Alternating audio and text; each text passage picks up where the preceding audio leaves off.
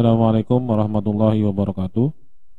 Kembali lagi di pembelajaran pemodelan sistem berorientasi objek. Kali ini kita akan bahas tentang deployment diagram. Di sini ada beberapa poin yang harus kita ketahui terkait salah satu diagram UML, yaitu deployment diagram. Deployment diagram ini ya digunakan untuk merepresentasikan hubungan antara komponen perangkat keras atau hardware yang digunakan dalam sebuah infrastruktur fisik dari sebuah sistem informasi. Jadi nanti penggambaran infrastruktur ya, perangkat apa saja yang digunakan baik dari sisi hardware ataupun software yang digunakan, kita bisa petakan dengan deployment diagram. Poin kedua, deployment diagram juga menunjukkan konfigurasi sebuah proses node ya dan artefak yang berjalan di suatu sistem. Ya, jadi nanti deployment ini juga bisa menggambarkan gitu ya konfigurasi sebuah node, perangkat gitu ya. Kemudian artefak infrastruktur yang digunakan yang berjalan di suatu sistem. Kemudian poin ketiga, contohnya ketika kita merancang sebuah sistem informasi terdistribusi yang akan menggunakan network area luas gitu ya, atau low area network. Jadi long area network yang sangat luas. Jadi kita bisa gunakan deployment diagram sebagai penggambarannya. Deployment diagram juga dapat digunakan untuk menunjukkan sebuah hubungan komunikasi antara node dalam sebuah network. Jadi penggambarannya relation antar node ya yang saling berkomunikasi itu bisa kita gambarkan ya di deployment diagram. Jadi nanti di dalam suatu network node-node itu saling berinteraksi. Kemudian di deployment diagram juga ada elemen atau komponen yang bisa kalian gunakan. Nah, terkait elemen atau deployment diagram di sini tergantung dari software yang kalian gunakan ketika menggambarkannya apa dulu gitu ya. Karena setiap software baik itu enterprise gitu ya ataupun rational rows ya, itu akan beda simbol. Jadi tergantung bagaimana kalian menggambarkan dengan menggunakan software apa. Nah, di sini ada simbol node ya, ini salah satu simbol yang menggunakan enterprise architect ya, namanya node. Ini dia merupakan sumber daya komputasi. Contohnya komputer klien, server gitu ya, atau perangkat jaringan. Berarti dia ini berhubungan dengan hardware ya. Nanti dilabeli dengan namanya, dan di sini apa namanya nanti. Kemudian dapat berisi stereotype untuk secara khusus memberi label jenis node yang diwakili. Ya, contohnya perangkat workstation client gitu ya, server, klien, perangkat klien yang lainnya gitu ya, atau perangkat seluler. Pokoknya node ini akan berhubungan dengan perangkat gitu ya. Jadi kalau kalian akan menggambarkan suatu perangkat yang digunakan, gunakanlah simbol node ini ya, simbol node ini yang harus kalian pakai. Nah, kemudian ini bentuk lain dari node ya. Node ini bisa digambarkan dengan simbol apapun. Karena gini, pada intinya deployment diagram ini apakah punya aturan khusus gitu ya? Apakah punya aturan khusus dalam mendesain tampilannya? Nah, jawabannya adalah tidak gitu ya. Karena tidak ada aturan main yang menggambarkan secara khusus seperti use case ya ataupun activity. Itu kan ketika menggambarkan ada beberapa poin penting yang harus kalian garis bawahi ketika membuat diagram tersebut. Tetapi untuk deployment diagram tidak.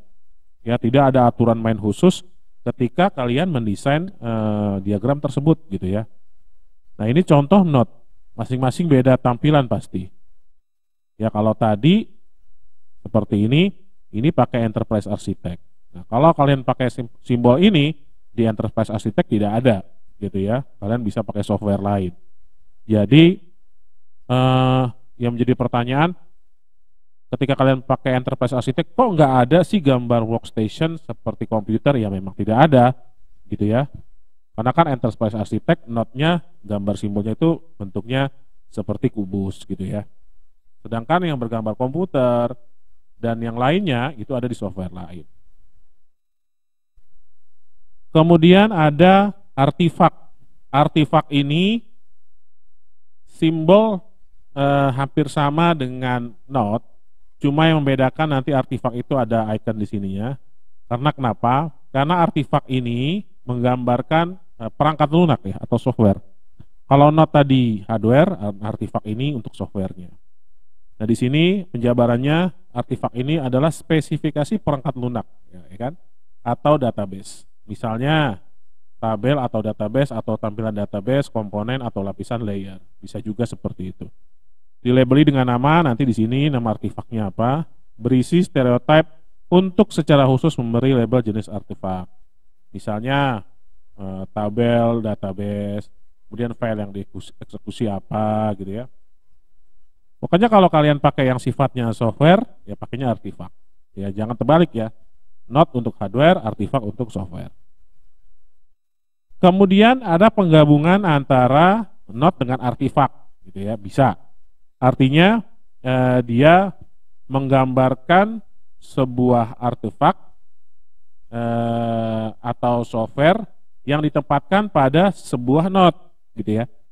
Jadi dalam sebuah node atau dalam sebuah perangkat keras atau hardware, yang di dalam hardware tersebut ada artifaknya atau softwarenya. Nah kalian bisa tampilkan seperti ini.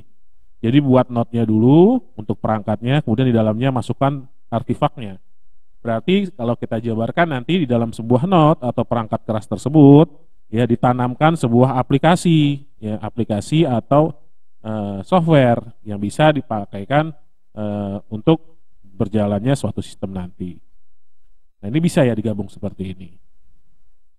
Tapi dengan syarat sistem tersebut di dalam perangkatnya tertanam, ya tertanam sebuah software. Tapi kalau pada akhirnya perangkat tersebut tidak tertanam sebuah software, nah jangan digabung antara node dengan stereotype. Misal perangkat keras ini dihubungkan lagi gitu ya, dihubungkan lagi ke artifak lain yang isinya adalah software. Nah ini harus terpisah. Tetapi kalau software tersebut ditanam di dalam sebuah perangkat keras gitu ya, artinya artifak ini harus menjadi satu dengan node gitu. Kemudian ada stereotype. Stereotype ini nama simbolnya adalah communication path. Ya ini menghubungkan antara dua node. Ya sifatnya adalah asosiasi. Memungkinkan untuk node bertukar pesan. Ya, jadi penghubung antara node dengan node gitu ya. Ini adalah stereotype namanya. Berisinya tentang jalur komunikasi. Misalkan antara node dihubungkan dengan artifak, ya mau hubungin node dengan artifak. Nah ini gunakan communication path. Nah nanti di dalam communication path ini sebagai penghubung antara node dengan artifak apa? Apakah menggunakan LAN lokal, ya, ataukah menggunakan internet, ya, atau menggunakan jaringan serial atau paralel?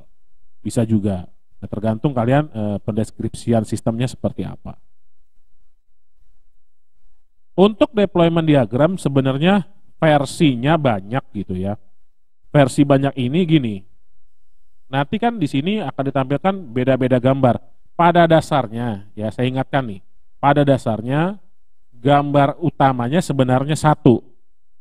Inti dasarnya satu, tetapi pendeskripsiannya itu berbeda-beda tergantung versi gitu ya.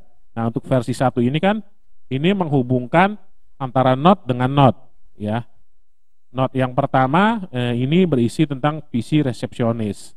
Nah, node yang kedua ini perangkat yang berisi tentang Office server.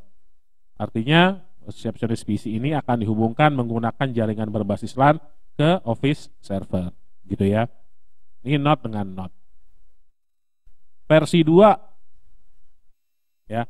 Versi 2 sama sebenarnya dengan versi 1, hanya dipecah, dijabarkan lagi. Ya, ini penggabungan antara node dengan artifak.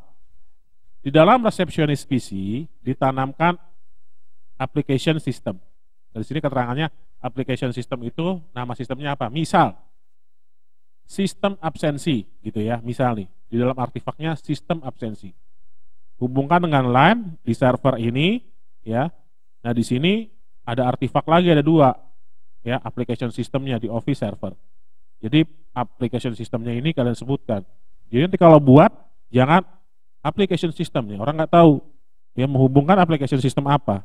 Nah, makanya di sini keterangannya nama sistemnya disebutkan yang digunakan apa. Ini versi 2-nya.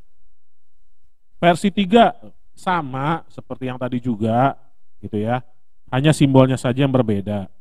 Ini kan node, ya ini node, ya. Ini node, yang ini adalah artifak gitu ya. Karena kan database itu hubungannya dengan artifak. Gitu. Ini versi 3-nya. Jadi jangan sampai salah. Kok di software enterprise misalkan nggak ada simbol ini, ya ini bisa kalian ganti. Ini node, ini association-nya, ya. Ini node juga, ini artifak gitu ya. Bisa kalian ganti. Karena kan versinya beda-beda software gitu ya. Nah, ini juga versi 4-nya deployment diagram tapi yang menggambarkan top level network model. Gitu ya. Nah, ini kalau menggunakan software lain. Bisa kalian menggambarkan network atau jaringan. Di sini ada private gitu ya, private network artinya association atau communication antar network ini sifatnya private ya. Dari Verizon Network ke Research Triangle itu private.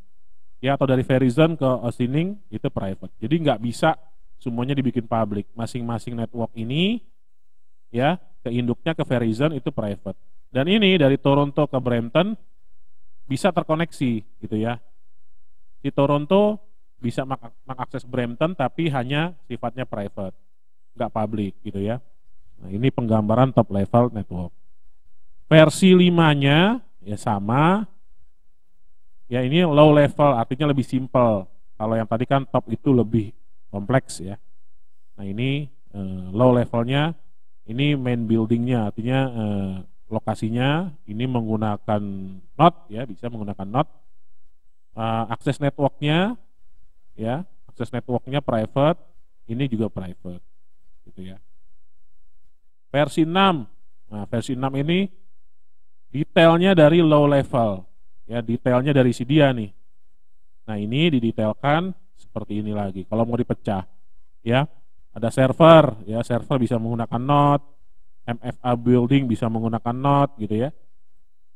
Jadi kalau kalian pakai enterprise, simbol-simbol ini pasti akan beda gitu ya, nggak akan sama. Jangan sampai kalian nyari kok simbol kayak awan untuk gambarin network, nggak ada gitu ya. Nah, kalian bisa pakai network itu cocoknya di mana gitu. Kalian lihat pengertiannya, node buat apa, artifak buat apa, ataupun penggabungan antara node dengan artifak buat apa gitu. Nah, itu nanti sesuaikan ya penggunaan simbol tersebut dalam pembuatan atau penggambaran deployment diagram. Saya rasa untuk penjelasan deployment diagram tidak panjang gitu ya, kalau memang simple sebenarnya. Yang pada intinya adalah hanya menggambarkan infrastruktur saja. Mungkin ini yang dapat saya sampaikan, mudah-mudahan bermanfaat. Saya akhiri, Assalamualaikum warahmatullahi wabarakatuh.